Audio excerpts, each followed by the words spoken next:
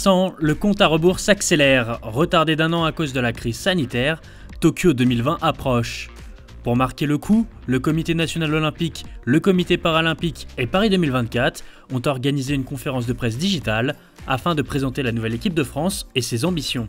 J-100, ça illustre le fait que nous sommes à 100 jours de la cérémonie d'ouverture des Jeux Olympiques de Tokyo. Et donc traditionnellement, c'est le moment de faire un point de situation sur ce que va être l'équipe de France et puis permettre aussi de donner un certain nombre d'informations concernant la logistique des Jeux, les espérances de médailles, les espérances de personnes qualifiées, tous les détails techniques aussi des Jeux un peu particuliers cette année. Voilà, tout ça fait partie du programme du J-100, qui est un événement traditionnel, mais qui marque aussi la dernière ligne droite, celle qui est à 2 chiffres seulement. La grande nouveauté pour cette année, les athlètes olympiques et paralympiques français constitueront une équipe de France unifiée. Donc l'objectif effectivement c'est d'unir la communauté des Jeux olympiques et des Jeux paralympiques au travers d'une même communication sur l'ensemble de nos athlètes qui préparent et qui seront qualifiés pour les Jeux olympiques et paralympiques.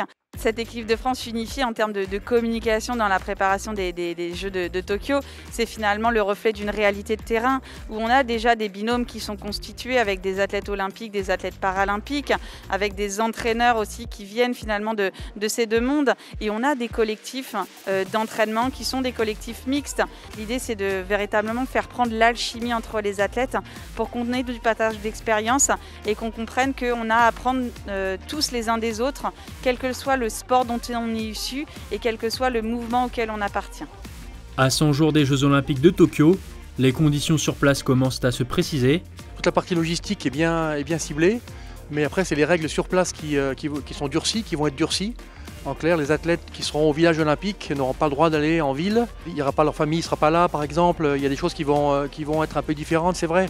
Mais comme j'ai pu le dire déjà, quand on est en chasse à une médaille, voilà, on passe au-dessus de ça et les athlètes seront amenés à se focaliser sur leur sport, leur compétition, leur performance.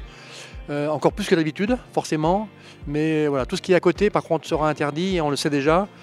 Les athlètes le savent aussi, donc ils vont anticiper ça et se préparer pour ça. Mais avant de partir pour Tokyo, l'équipe de France doit encore trouver ses porte-drapeaux, avec là aussi du changement. On a souhaité depuis quelques années déjà que les athlètes puissent participer au choix de ces porte-drapeaux. Donc c'est pas tout à fait le même mode de désignation entre la partie olympique et la partie paralympique.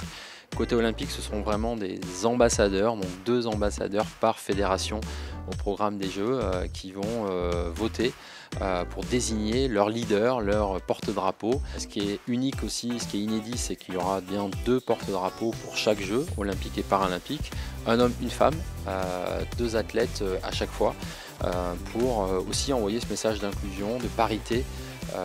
Pour Paris 2024, c'est très important pour nous, on sera les premiers Jeux paritaires et d'avoir 2 porte-drapeaux, un homme, une femme, qui vont quelque part emmener chacune des délégations, c'est aussi un message qui est très fort.